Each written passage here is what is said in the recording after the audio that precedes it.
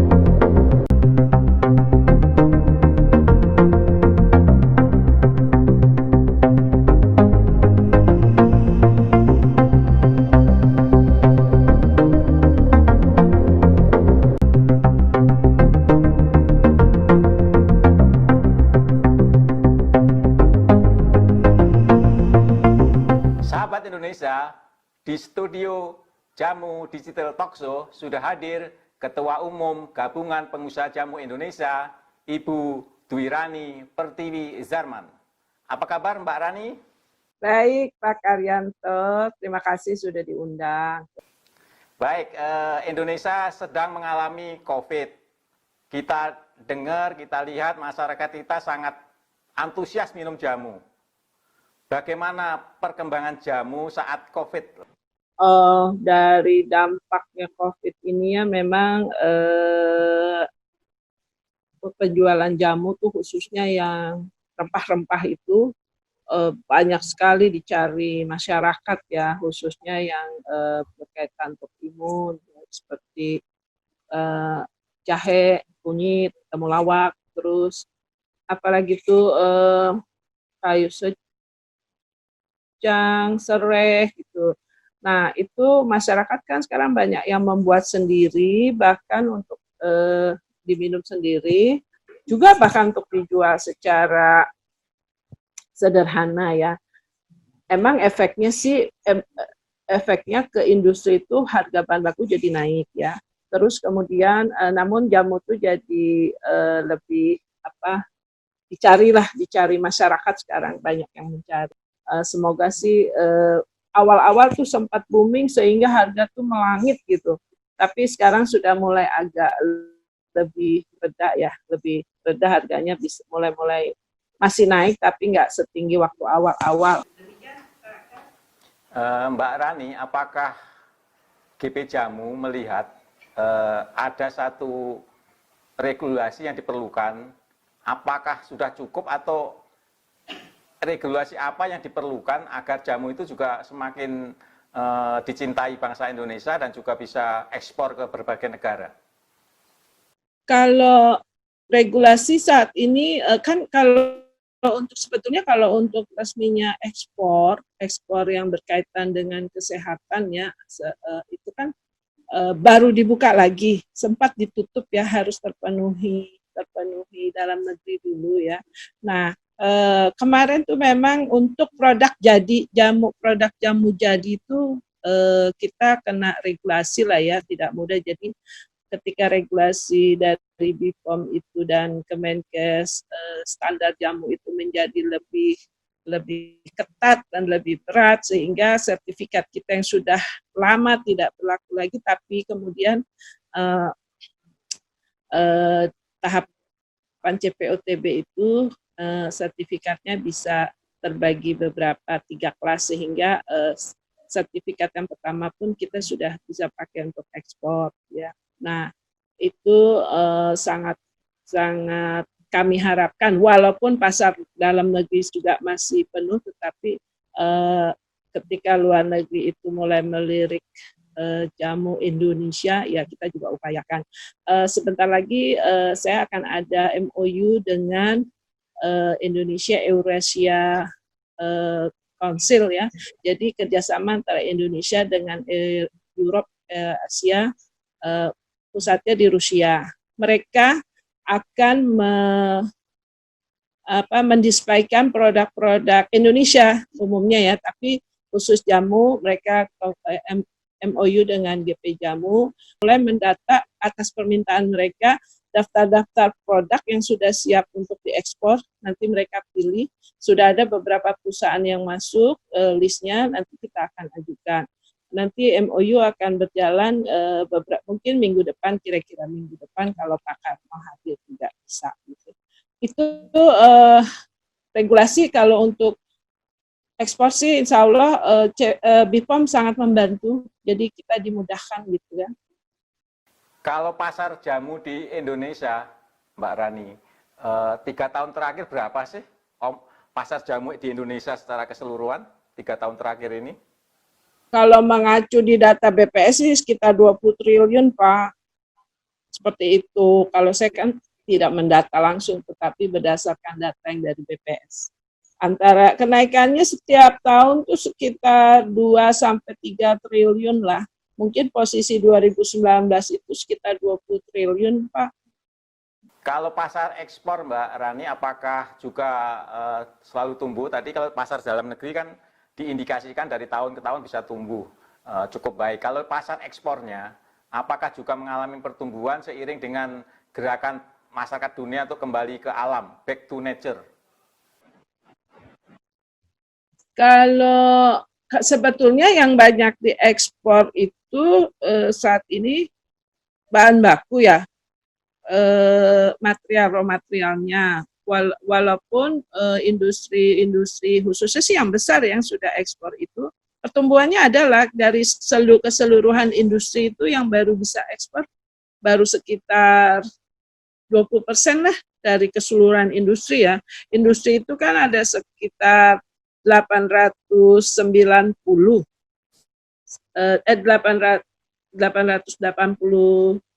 898 industri. Yang skala besar itu kan ada sekitar 112 industri. Umumnya yang sudah bisa ekspor yang besar-besar, Pak. Gitu. Jadi sekitar 20% lah, pertumbuhannya sih selalu ada tiap tahun walaupun mungkin belum terlalu besar. Nah, dengan kondisi sekarang ini mulai bertambahlah permintaan. Buktinya yang dari Rusia sudah pasti itu untuk meliputi beberapa wilayah Eropa. Kemudian kami juga ada kerjasama yang dengan CBI, tapi CBI itu pusatnya di Belanda, itu kali ini sedang proses program untuk membantu bisa ekspor ke Eropa juga. Jadi masing-masing organisasi yang beda itu nggak apa-apa kami terima MOU, karena kan semakin banyak yang bisa keluar semakin baik. Kalau keluar kendalanya apa, Mbak Rani? Kendala teman-teman untuk melakukan ekspor, apakah ada mungkin pembatasan dari negara tujuan ekspor atau apa kendala-kendala yang dihadapi untuk ekspor jamu? Biasanya sih standar di negara tujuan yang memang kadang tinggi ya. Gitu. Nah, kita itu harus dibantu pihak di negara tujuan dulu untuk mendaftarkan di instansi di sana semacam BPOM ya. Jadi tiap negara kadang standarnya tuh ada yang ya sama dengan kita, ada juga yang agak lebih lebih apa berat gitu. Jadi kadang kadang tuh memang upaya mereka juga untuk menghadang produk luar masuk gitu ya, dibuat berat gitu. Tapi ada juga yang sekarang sudah welcome, dibantu gitu Pak. Jadi memang bagaimana pemerintah kita bisa membantu diantaranya. Kalau negara lain saya perhatikan itu kedutaan besarnya tuh di Indonesia sini benar-benar memantau ya beberapa negara proses pendaftaran produk mereka untuk masuk ke Indonesia. Tapi kalau di KBRI Indonesia di luar itu kan tidak semuanya juga membantu secara detail ya, hanya di awal-awal aja gitu. Mungkin kalau mencari buyer, memperkenalkan, sudah berlaku ya, membuatkan pameran gitu. Tapi kalau begitu udah teknis ya kadang kita harus jalan sendiri gitu. Yang saya cari itu pengusaha ya, pengusaha justru importir di sana yang mau import ini apa produk jamu seperti itu yang natural gitu.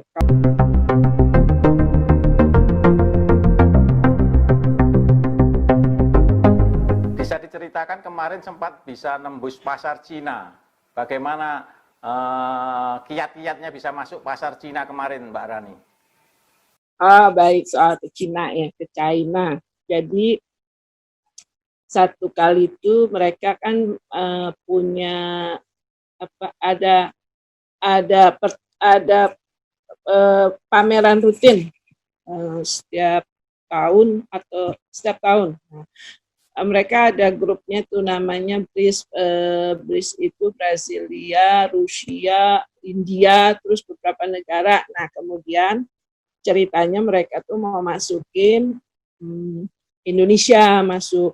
Jadi mereka udah langsung promo Indonesia akan hadir gitu. Walaupun kita belum diberitahu gitu. Terus datanglah utusannya. Nah, datang utusannya minta datang ke Kemenkes, langsung diarahkan ke GP Jamu.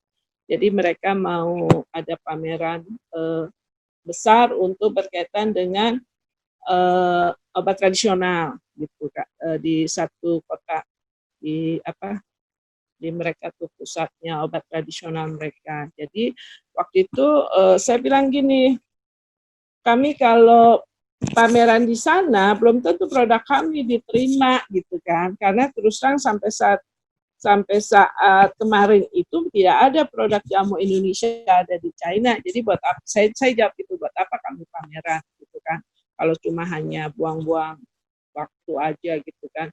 Nah, karena kita sudah pernah coba seperti itu juga, hasilnya nol. Makanya waktu itu saya bilang kami akan hadir tapi dengan beberapa syarat.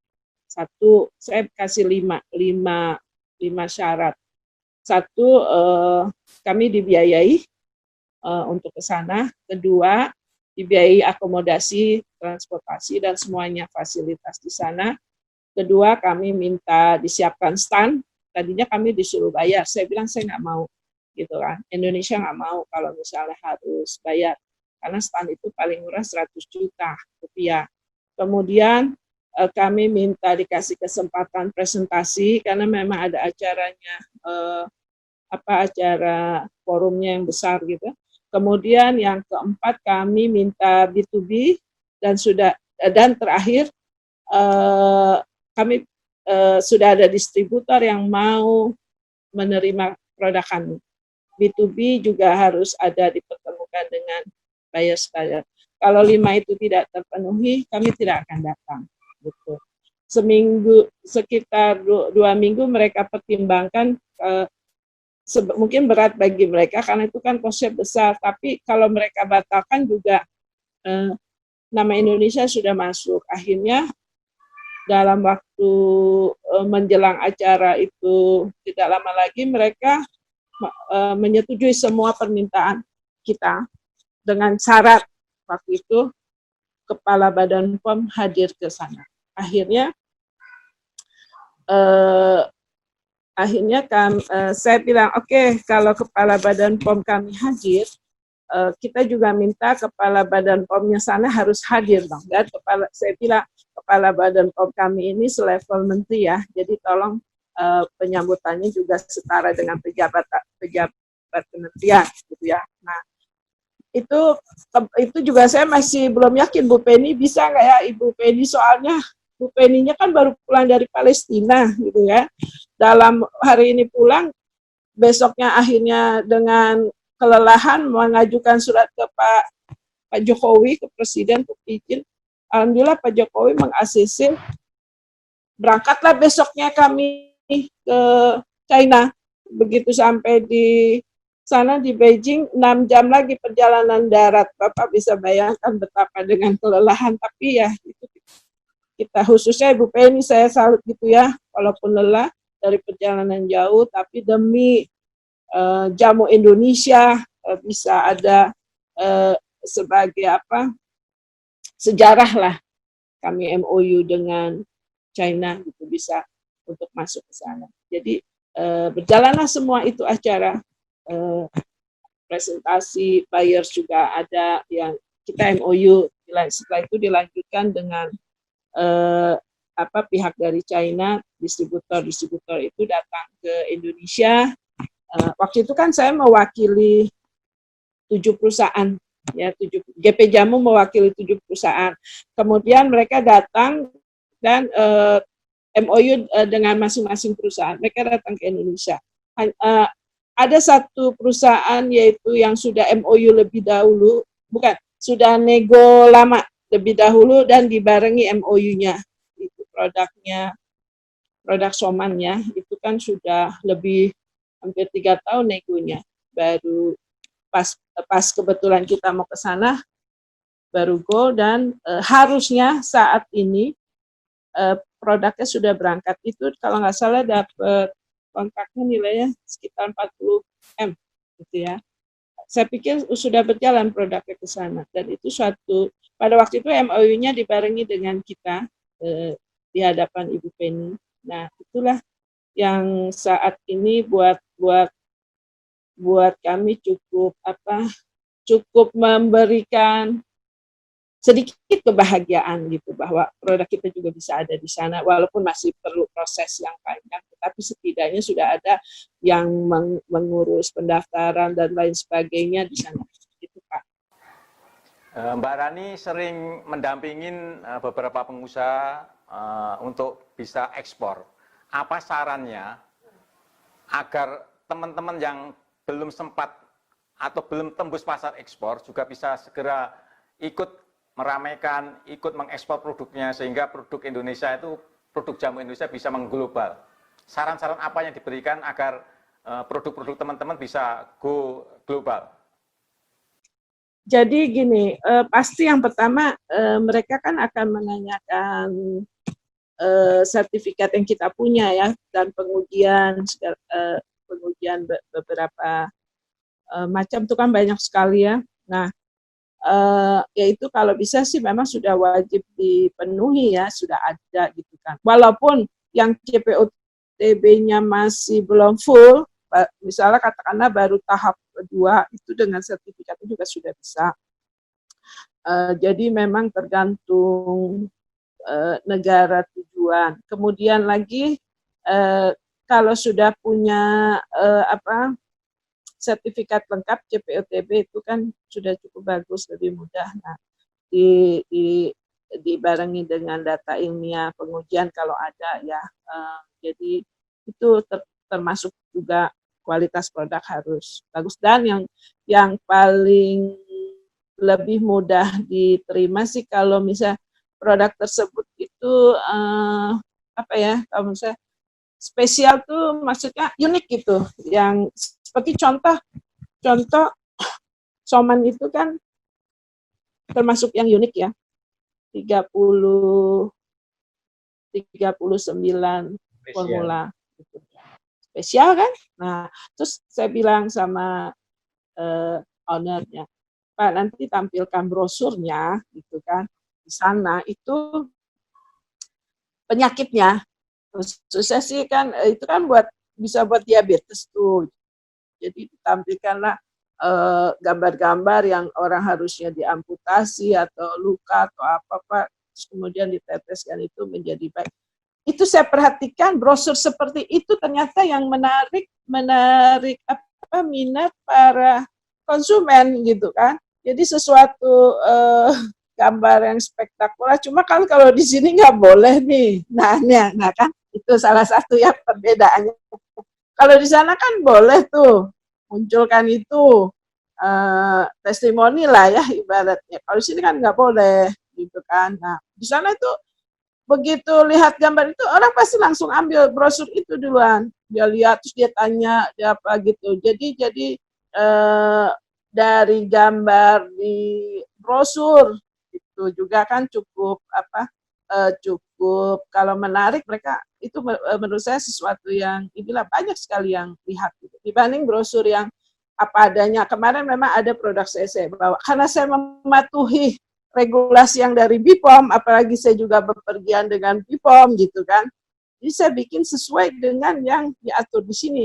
Begitu sampai di sana saya lihat kalau di sana sebetulnya tidak apa-apa gitu loh kalau kita tampilkan dengan yang lebih spesial gitu kan. Stand lain juga seperti itu karena di sana dibolehkan gitu. Nah itu.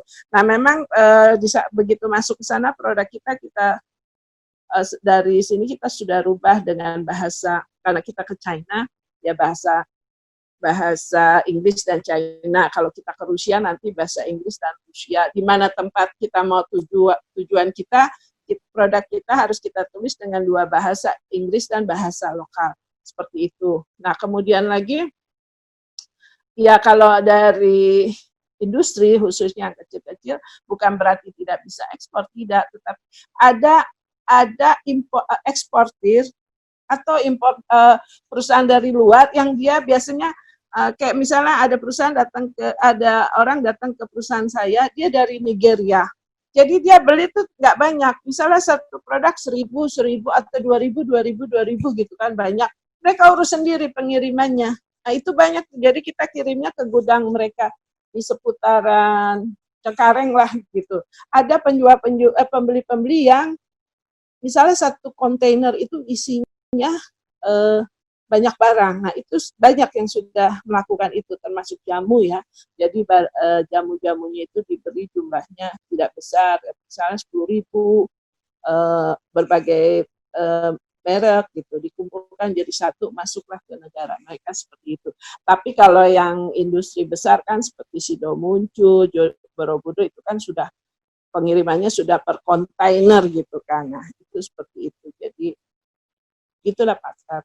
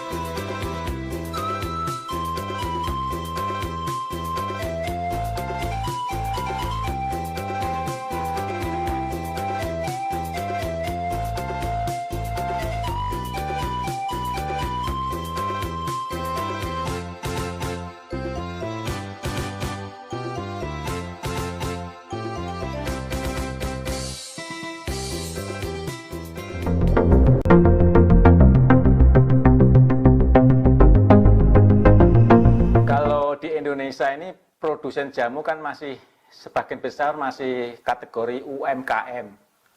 Apa saran Mbak Rani, masukan apa sehingga teman-teman yang masih kategori UMKM UMKM itu juga kedepannya bisa berkembang? Kalau saat sekarang ya tentu pasti harus mulai memahami penjualan secara digital ya Pak, online. Pak, jamu digital kan sudah mau buat tuh ya, atau sudah ya. Nah, itu karena sikon sekarang, tapi kan sekarang sudah new normal, banyak toko buka. Nah, terus mereka harus banyak belajar terus gitu, tidak tidak apa, terutama Pak UMKM kan pebisnis juga, banyak belajar, banyak berkomunikasi, banyak ikut ikut komunitas-komunitas supaya memperkenalkan produknya, jangan malu gitu loh. Jadi dulu saya kan kerja di satu departemen yang besar gitu ya. Nah, tapi kemudian saya pilih berhenti untuk jadi usaha. Ketika ditanya usaha apa sekarang, jualan jamu gitu. Mungkin kalau yang sebagian menganggapnya tuh kasihan banget gitu, cuman jadi tukang jamu gitu. Padahal ternyata mereka tuh nggak tahu gitu, jamu itu kan potensinya besar. Nah, maksud saya nggak perlu malu ketemu teman-teman saya yang sudah ketika ditanya, ya saya jualan jamu, jamu tuh begini-gini. Nah, justru akhirnya mengedukasi mereka jadi tahu. Makanya memang pengusaha jamu itu memang juga harus rajin belajar, silaturahmi, ikut komunitas. Kalau saya biasanya gini, juga memahami jamu itu ada berapa, mau ininya apa, jenisnya apa aja gitu, industri ada berapa, seperti karena silaturahmi itu sehingga akhirnya mereka tahu, dan mereka tahu kalau cari jamu yang untuk masuk angin mereknya apa aja, kalau cari yang untuk batu ginjal misalnya atau untuk lain-lain lah gitu. Nah, itu bisa.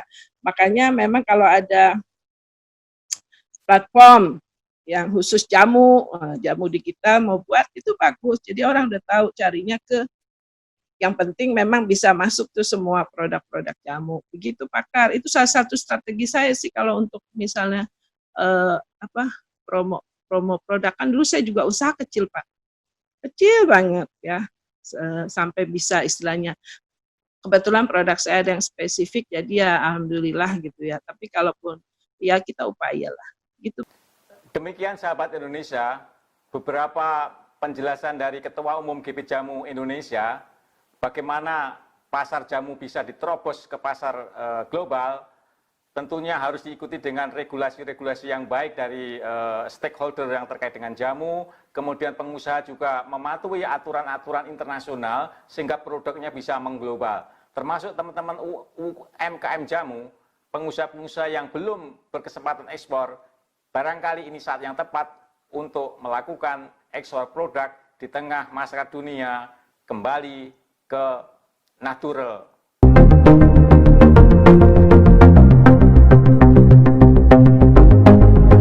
Terakhir Mbak Rani, apa pendapat Mbak Rani, sarannya atau masukan tentang jamu digital? Kami sudah hadir 3 tahun membersamai teman-teman pengusaha jamu dan juga masyarakat jamu Indonesia. Apa masukan dan pendapat Mbak Rani tentang jamu digital? Jamu digital itu unik lah ya saya bilang ya. Semuanya masuk semua masuk itu dari ABCG apa ya, masuk itu semua. Terus kemudian cuma memang yang saya lihat belum, saya tiap hari suka buka jamu digital apa aja isinya gitu. Cuma yang sekarang belum saya lihat itu berkaitan dengan promosi produk Pak. Itu kan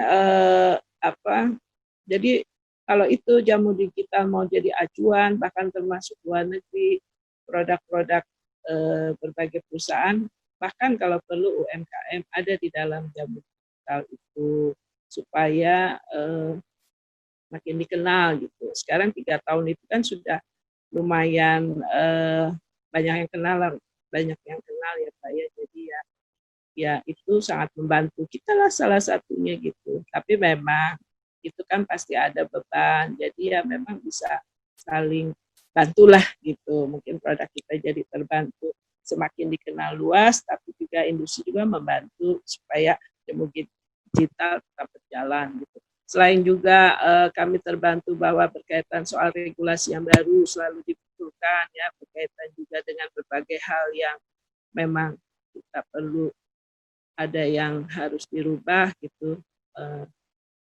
Jamu digital bisa untuk mempromosikannya atau menginfokannya seperti itu. Misalnya ada dari kami nih keberatan soal contoh ya, sekarang kan yang minuman instan yang dari bahan herba kan sebagian harus berizin MD, padahal itu kan sebelumnya PIRT itu kan banyak yang buat UMKM gitu ya. Jadi kalau MD kan regulasinya sudah cukup lumayan berat. Jadi bagaimana jamu digital lah tuh yang bisa membantu. Menurut saya salah satu yang bisa membantu menuliskan di salah satu judul-judul materi. Nah, saya suka gitu lihat, oh jamu digital sudah menyampaikan hal ini. Jadi saya tidak perlu lagi untuk berkata-kata itu, seperti itu loh, ke BPOM, pastikan BPOM atau Kemenkes atau pihak-pihak terkait itu membaca semua, seperti itu. Terima kasih Mbak Rani sarannya tentang bagaimana jamu digital terus mengembangkan konten, terutama konten product information, penjelasan produk yang lebih detail dari perusahaan-perusahaan jamu Indonesia. Saya kira ini masukan yang akan segera kami realisasikan, dan terus ikutin Talkshow Jamu Digital mengungkap fakta yang belum terungkap. Terima kasih Mbak Rani atas kesempatannya. Bye-bye. Terima kasih. Bye-bye. Assalamualaikum warahmatullahi wabarakatuh.